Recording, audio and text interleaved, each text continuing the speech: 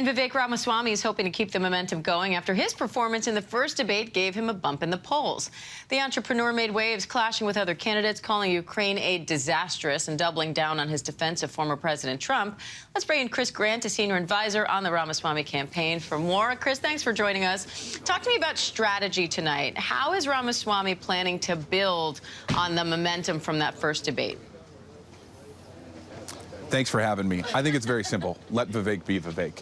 What you saw in the last debate was a stage full of career politicians attacking the true outsider and the business guy, and we saw how that worked out for them. Vivek had a moment, he's continuing to have a moment, he's dominated the discussion, and it's pretty clear because he's talking about the issues American voters care about, whether it's the border, whether it's getting the economy fixed, whether it's declaring our independence from China, or whether it's shutting down the federal government and ending the nonsense of the federal bureaucracy. One guy in the center of the stage talking about it, everybody else is following him. So the strategy is very simple. Be authentic, speak the truth, and let Vivek be Vivek. Now, he turned heads in the first debate when he claimed that climate change agenda is a hoax. He later told ABC News Live prime anchor Lindsay Davis this about the warming of the planet. Let's listen. The thing I'm going to do is actually drive human adaptation and mastery of changes in the climate through technological advances. I think that requires more, not less use of fossil fuels, more, not less use of nuclear energy. So, Chris, what specific technological advances is he talking about here, and what's the plan to make that happen? Fossil fuels and capitalism have been one of the single biggest drivers of American prosperity over the last century. Vivek's got a plan for it. It's listed in his 10 truths, and it's very clear. We need to unleash American energy independence. We need to unleash the ferocity of the American energy, because that's how we're going to build an economy that grows us out of inflation, solves our spending problems, and lowers taxes. So Vivek's the only one on the stage with a real plan to drive that by embracing American energy independence. That's what he's talking about. He's been very clear on that, and that's one of the reasons why career politicians, they struggle with what to do with that, because they aren't used to somebody speaking hard truths to them. But Chris, and he's so saying he Vivek's wants to use do that this again to tonight. help We saw that last time. Chris, sorry, let me just ask you. He's specifically Yes, talking about this in the context of climate change and the environment, saying opening up, unleashing fossil fuels, using your words, will, in the end, help climate change. Can you talk about that specific angle, how that works? What Vivek is saying is very clear. The climate change agenda is a hoax.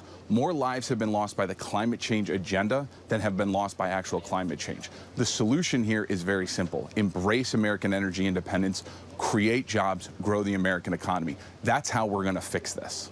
Okay, so he's saying you fix the climate by doing this. You're saying we can ignore the climate and just try to reap the other benefits. Is that the idea? Vivek's been very consistent on this. The climate change agenda has cost more lives than actual climate change. The hoax has cost more lives than climate change. And so the way to fix all this is to unleash American energy independence, get Americans back working again. That's how we are going to fix the American economy. Okay, so you're talking about fixing the economy, not fixing the climate. Where are you getting that the climate change agenda has taken more lives? Explain that quote to me again, and the data behind it? If you look at the climate change, over the last, actual climate change, deaths from climate change over the last 100 years have dropped precipitously. The climate change agenda hoax is what's driving that messaging. Climate change itself has dropped in terms of the amount of lives lost. I'd be very curious. Do you have the data on that to say that?